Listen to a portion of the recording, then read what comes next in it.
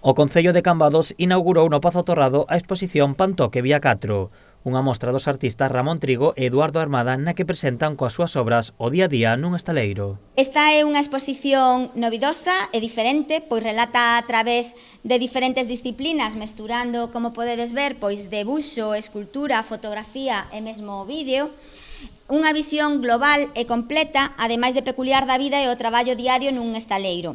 A exposición está percorrendo diferentes concellos da comunidade promovida polo proxecto REMA, un programa financiado polo FEMP e en colaboración dos GALP, co obxectivo de desenvolver unha actividade turística creativa e adaptada á nova realidade.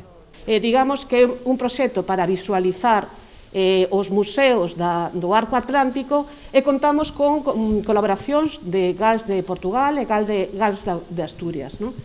Pero realmente a implicación máis grande, o esforzo máis grande o estamos facendo, digamos, todos os galegos, non? Co proxecto tamén colabora a Xunta de Galicia. Dende a Consellería do Mar destacan a posta en valor do sector a través da arte. Coidamos que iniciativas como esta son importantes porque poñen en valor o patrimonio inmaterial de contido mariñeiro que temos na nosa comunidade autónoma. A exposición está composta por 15 obras dos artistas Ramón Trigo e Eduardo Armada. O primeiro deles presenta as súas creacións plásticas, unha das súas obras creada no propio momento da inauguración.